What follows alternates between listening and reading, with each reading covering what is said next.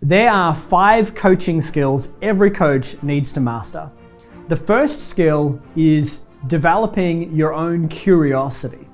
One of the things that makes a phenomenal coach is the ability to look really deeply into your client, to be amazingly present to everything that they're saying, to get curious about what each word means to your client.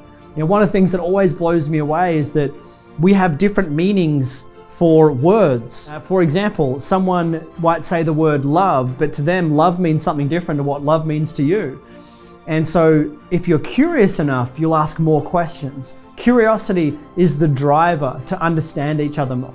It's also one of the most important things in all relationships. For example, in an intimate relationship, if there's no curiosity, both people stop growing because they assume that they know each other. And so we are just too amazing to ever fully comprehend what we actually truly are and who we are and how we think. And so when we bring that into every single coaching session, we create an amazing space to be able to say, well, I'm so curious about how you think and how you got to that and what makes you think and how we can create a solution for you, instead of just saying to someone, yeah, I know that problem, here's the answer, which is kind of lazy. So insatiable curiosity is the first one. The second one is deep listening.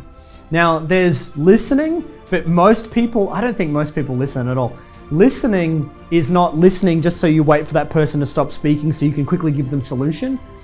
Deep listening is not just listening to the words, but it's also paying attention to the pauses. It's paying attention to the silence. It's paying attention to the tonality that the client is using. For example, have you ever had you call someone up on the phone and you say, hey, how you doing? And they go, yeah, I'm doing okay. Right? The words said I'm doing okay, but what did the tone say?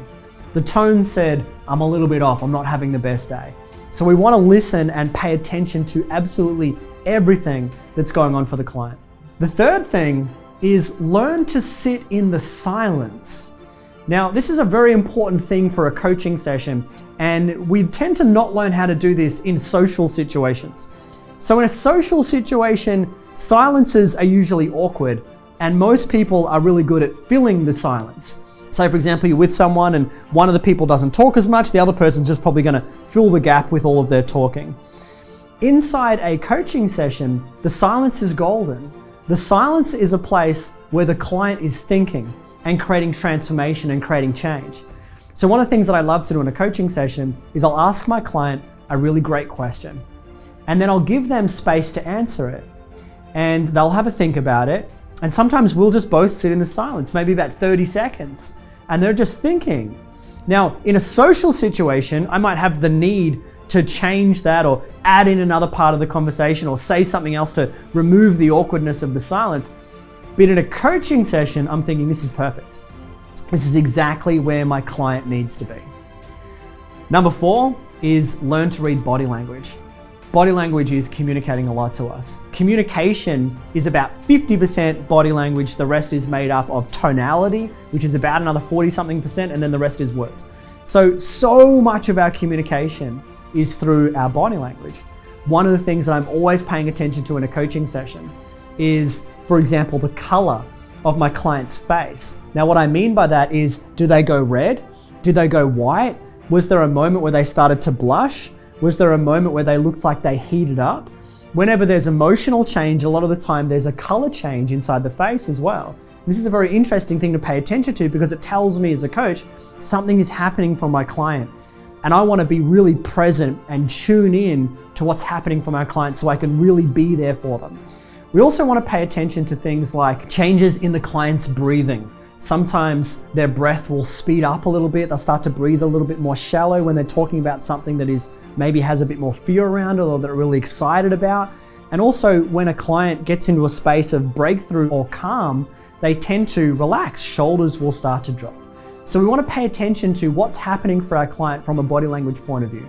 Now, this is simply because we want to be able to understand what's happening for our clients and be there for them. One of my favorite things that I say to clients when something's changed, because I'm not a mind reader, no one's a magician, I don't actually know what's happened, but I can see something's happened. So for example, a client their face might go red. I'll say, what's happening for you right now? What's going on for you right now? just in a nice, warm, calm question to bring to their attention the fact that I'm seeing what's going on for them. And I want to create a space for them to be able to explore that, which is really important. The fifth step is the most important one. Learn to model excellence as a coach. What this means is learn from other coaches. Learn from people that have the results that you want. This is called modeling. Now, it's not copying, because you're not just saying, well, I'm just going to do exactly what they do. Modeling takes more effort. Modeling is get really curious about what a successful coach is doing inside their coaching session. Really get curious about the beliefs that they have, the models and the frameworks that they use, the action steps that they take, the mentoring or the support that they have access to, and then replicate that in your own business. One of the biggest mistakes to make when you're starting off as a successful coach is to just blaze your own trail and do it all your own way. Now, I get a lot of people have a tendency to want to do that. They go, no, I want to do it my own way. And I get the desire to be an individual.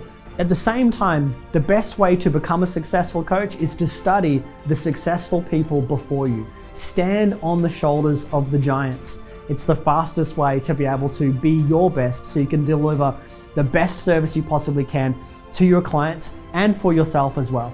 If you've resonated with any of the steps or any of what I've shared with you today, I'd love to encourage you to go ahead and click the link below. You'll head over to another page where I'd love to invite you along to a live global broadcast where we're going to be talking about ideas like this, how we can bring them into our own lives and how we can share them with others so we can make even more of a difference to the people around us. Go ahead and click the link, and I trust I'll see you on the other side.